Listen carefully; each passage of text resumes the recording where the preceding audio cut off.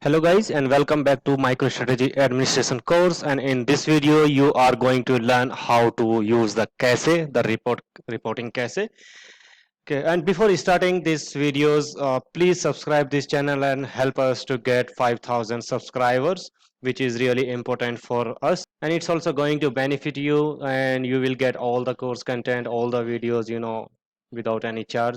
And you are going to get all the videos, all the the MicroStrategy, AWS, and other course related videos.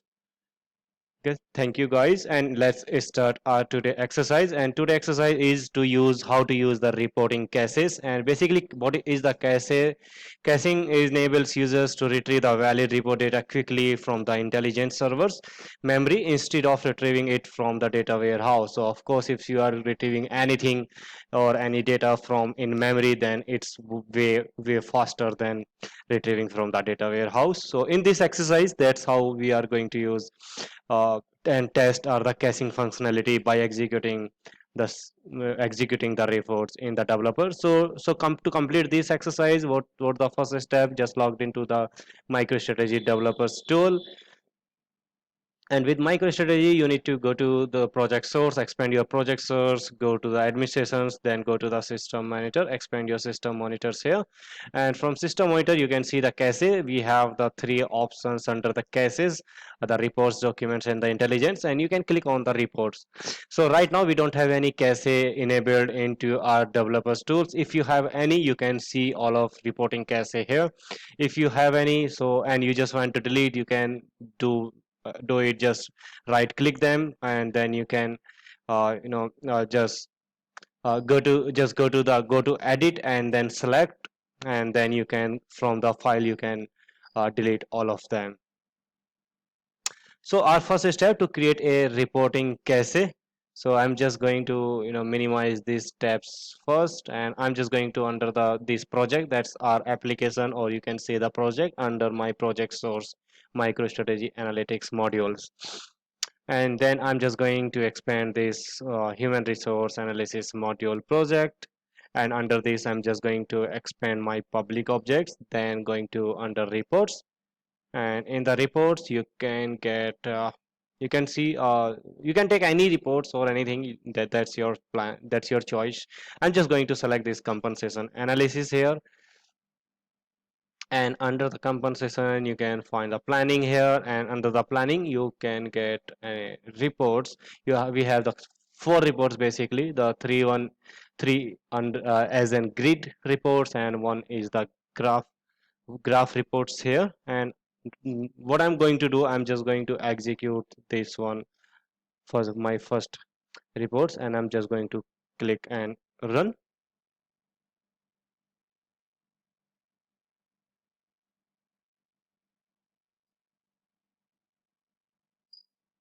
And it gives you the prompt. It depends how how you design your reports, whether it's going to prompt you or not. And if you are not using the prompt, that it's not going to give you any prompt. I'm just going to select my 2014 Q4, and I'm just going to select that one here, and then you can go to next and hit finish, and that going to be executed.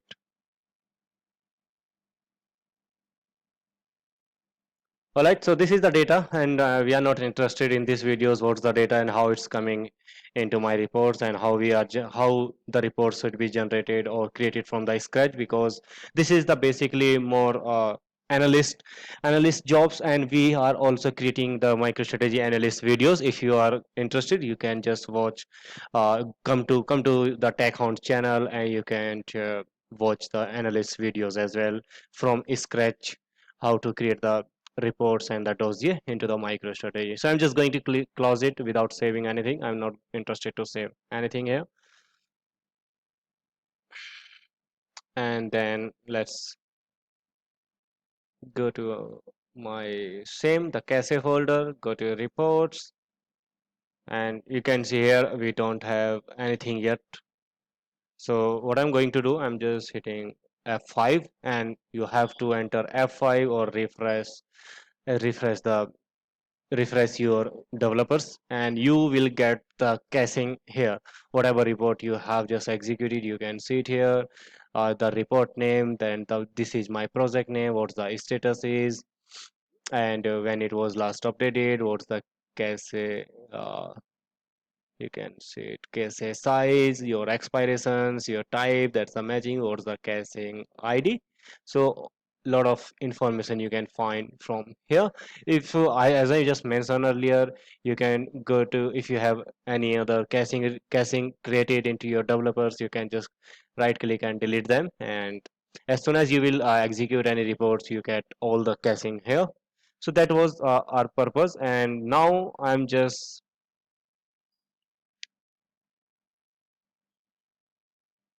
going to double click on them, and I have, it's going to open the other details. You can see all the details from here also. You just need to do, just come to here, come under the caches, then reports, then not just go to the double click, and then you will get all the details here.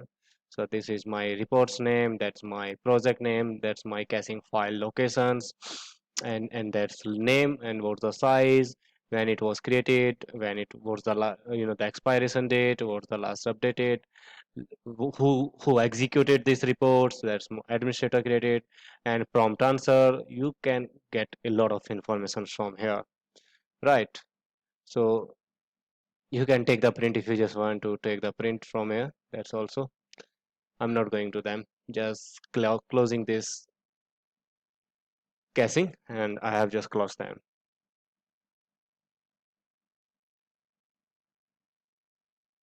And now I'm just going to or what's our purpose, and the planning for these videos, we are going to hit the same reports again, the twice. So let's see what's the difference.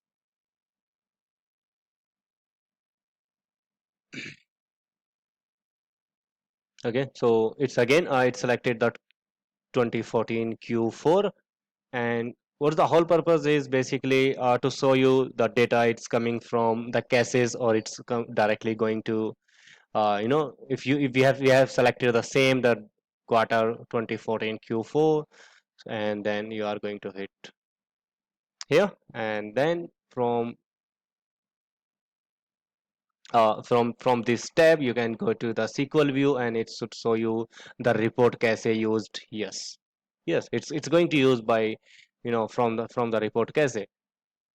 So that's the purpose. If we have, because we have executed the same reports just few seconds back, and you can, if you are going to execute the same reports again, then it's going to get you all the, it will give you the outputs from the caches. It's not going to hit your data warehouse again and again. All right, so let me close it again. If you just don't believe, let's go to hit the same reports with the different prompt answer. So let me just try them. I'm just going to hit it. Let me try the Q 2013 Q4. I'm just going to hit the finish, and from here then go to the SQL view. And you can see it here, the report cache used. No, it's not use any report cache because we don't have any report cache for them. But if you are going to hit the same reports again, then it's going to be used them before expiring that particular cache. So it depends when your expiration going to be, your cache going to be expired. So that's also depends. If you are executing, your the same reports again, and your report cache has been expired already, then it's going to hit your database again, the data warehouse, and you can see you have the two reports cache. You can see it here.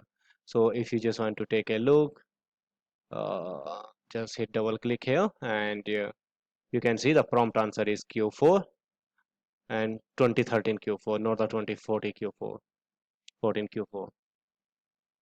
All right, so let me close it.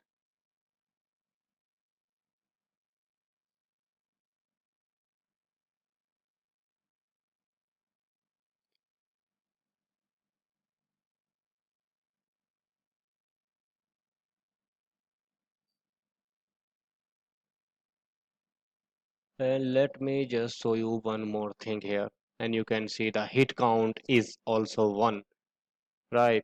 So the cache was basically used by a report request, and then it's that's why it's showing hit count 1, because it's used by the reports only once. And if I'm just going to them, you can see the hit count is 0 because it's not hit it by again. If you just go to the same report here, and I'm just going to hit the same report, running them, and I'm just using the Q14, that was the hit count 1, and I'm going to use the same one, going to finish, and that's fine. Just close it and go to your cache.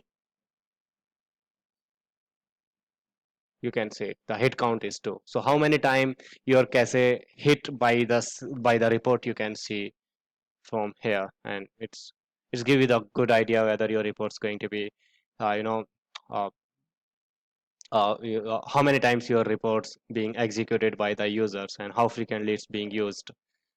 And you can see the status, the ready, loaded, updated, dirty, and the file. You can see it here. That's the abbreviation is being used. The ready, loaded, uploaded, uh, updated, and dirty and filed. You can see it here.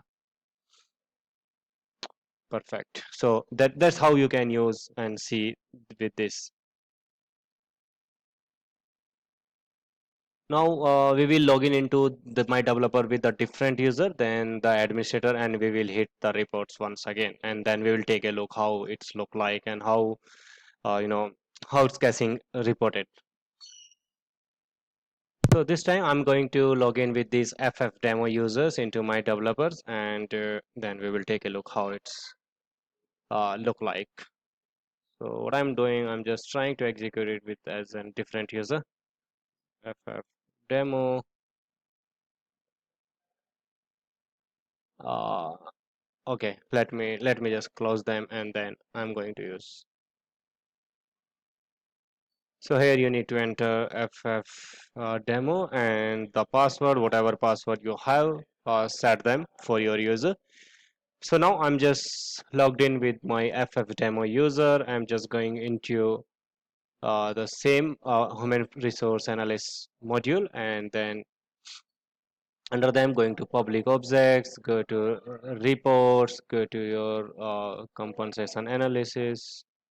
Okay, so we reach the same place as we have executed the reports with administrator users. So we are going to execute the same reports on again, and I'm going to select the Q for 2014, and then go to hit next, and then finish,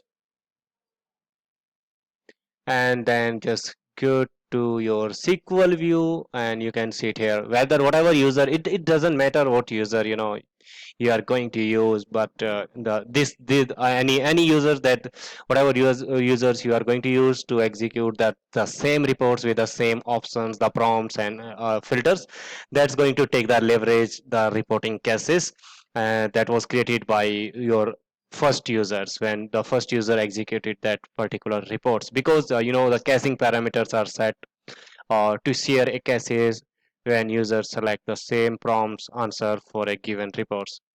So that's fine. Then let's say I'm just going to close these reports without saving or without doing anything. And I'm just going to here with my administrator users. This console is logged in with my administrator, and that one used by my users. So you can see if you just want to see who is connected with your developer, you can just go to here the right bottom corner FF demo, and just go to here. That's my administrators. So that's how you can see.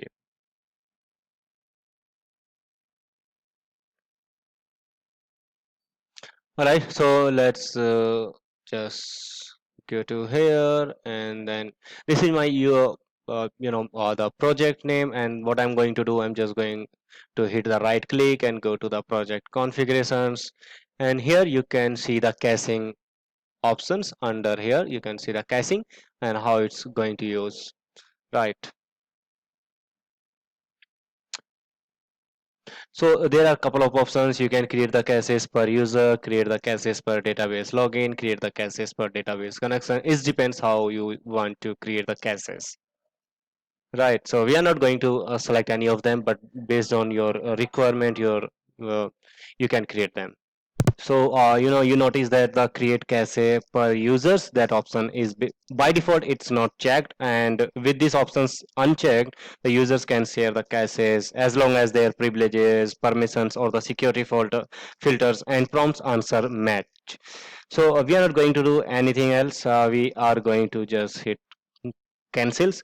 So that's how you can take the advantage of the caching into your reports or into your intelligence cubes or into your documents. You can see we have the three types of the caching here: the reports, documents, and the intelligence cubes.